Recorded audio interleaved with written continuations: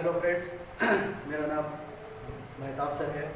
आज बिल्कुल हम लोग जो है एक नए टॉपिक पर डिस्कस करेंगे जिसका नाम है डाटा इंटरप्रिटेशन। ये स्टैटिक्स का भाग है और ये बहुत महत्वपूर्ण है बीपीएससी मेंस के लिए। बीपीएससी मेंस में टोटल जो है डीआई से या स्टैटिक्स से 4 प्रश्न आते हैं, ठीक है। उसमें से अगर आप डीआई के चारों टाइप करने जाएंगे, चारों टाइप अच्छे से बना लेंगे आप, तो आपका 2 क्वेश्चन हो जाएगा। यानी टोटल 2 प्रश्न का जवाब देना है हमें पेपर 1 के सेक्शन 3 में। और डीआई से अगर चारों टाइप हम लोग कर लेंगे अच्छे से सॉल्व, तो 2 प्रश्न हम लोग अच्छे से कर ले जाएंगे। और मेंस में डीआई का बहुत बड़ा रोल है, बहुत महत्वपूर्ण रोल है। अगर आप डीआई को छोड़ देते हैं तो आपका इंटरव्यू कॉल नहीं होगा।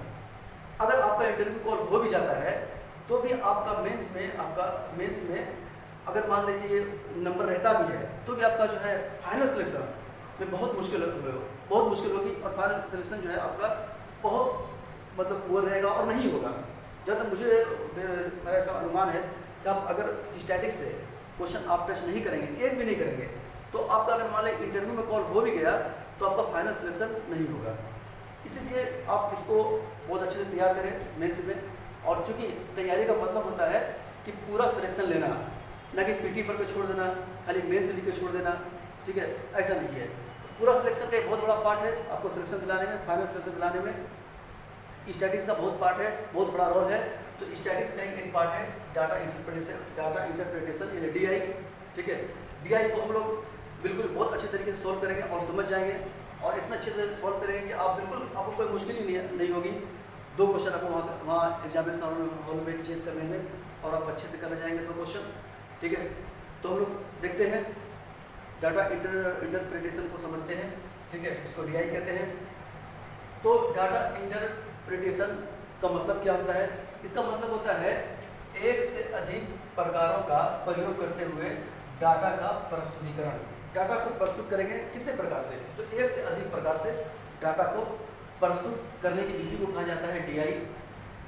डाटा को मुख्यतः 4 प्रकार से प्रस्तुत किया जा सकता है, ठीक है। पहला है पाई चार्ट के माध्यम से प्रस्तुत किया जा सकता है, दूसरा लाइन ग्राफ के माध्यम से, तीसरा टेबुलेशन के माध्यम से, चौथा बार ग्राफ के माध्यम से।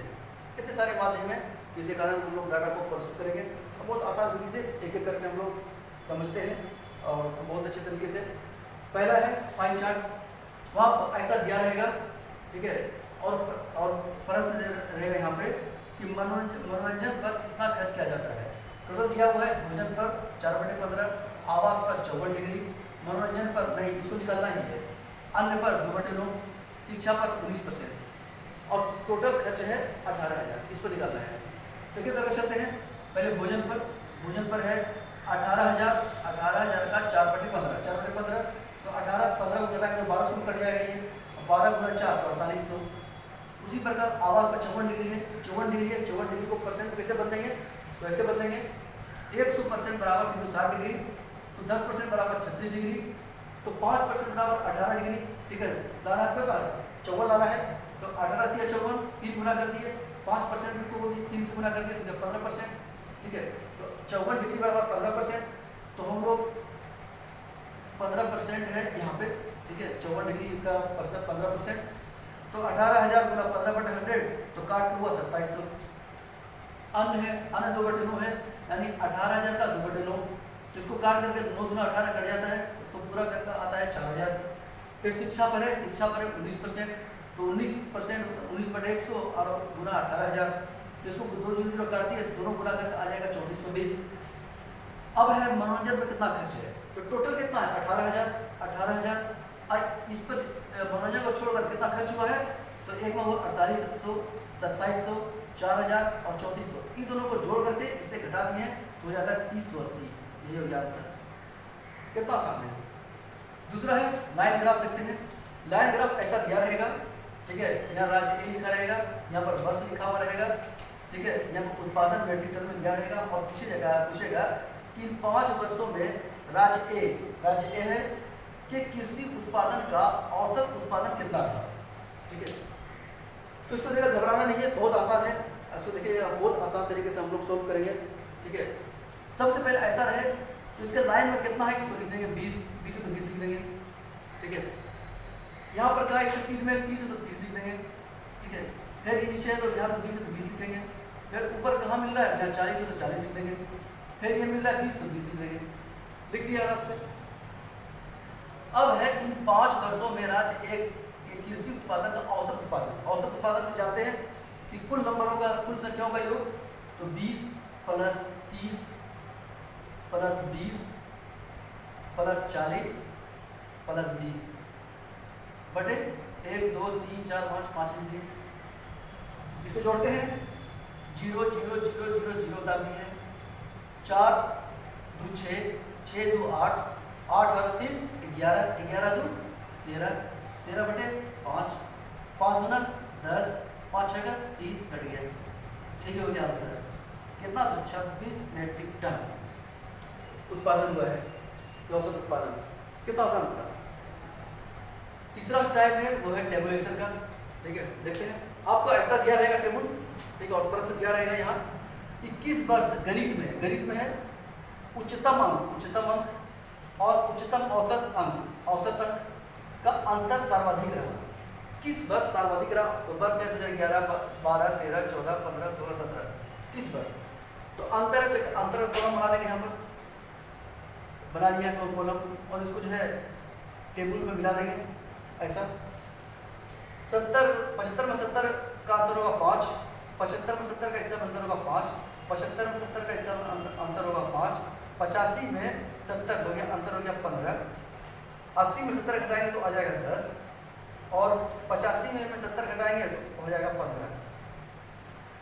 तो प्रश्न क्या है, 21 वर्ष गणित में उच्चतम अंक और उच्चतम औसत अंक का अंतर सर्वाधिक रहा है।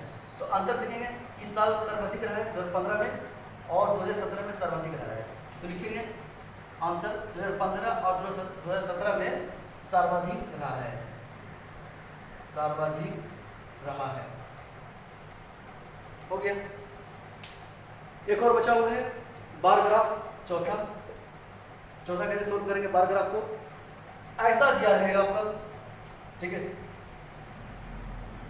कंपनी ABCDE कंपनी है और इसका उत्पादन है किलोग्राम में, ठीक है।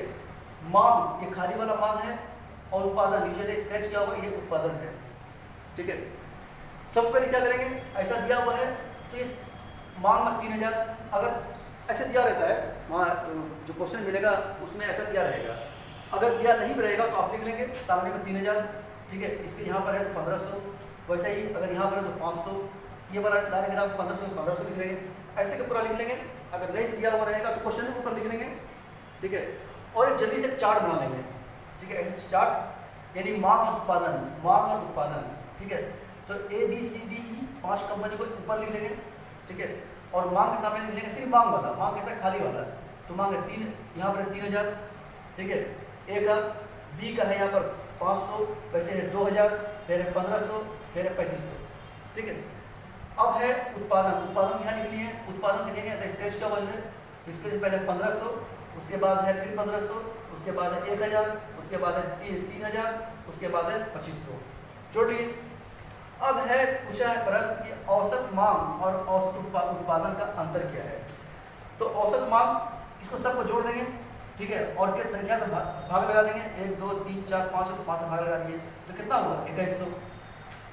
वैसे उत्पादन को भी इस सब को जोड़ दिए हैं और संख्या से भाग लगा दिए हैं, तो 2100 बटे 5 होता है, इसको अगर देंगे भाग लगा के तो 1900।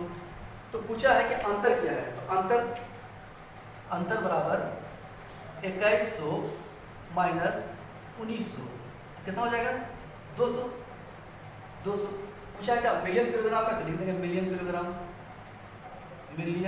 किलोग्राम, बस यही हो गया आंसर। ये था 4 टाइप स्टैटिक्स के, हमने बहुत आसान तरीके से बताने की कोशिश किया है। आई होप कि आप लोगों को समझ में आई होगी। लेकिन एग्जामिनेशन हॉल में मेरी बात हमेशा ध्यान रखिएगा कि आपको कम से कम 2 तो करना ही है। अगर 2 नहीं हो रहा है, समय नहीं बच रहा है, तो कम से कम एक स्टैटिक्स को बनाना ही है, तभी आपका सिलेक्शन होगा, ठीक है। तो मेरा वीडियो अगर अच्छा लगे तो हमारे वीडियो को लाइक करें, हमारे चैनल को सब्सक्राइब करें। धन्यवाद, थैंक्स।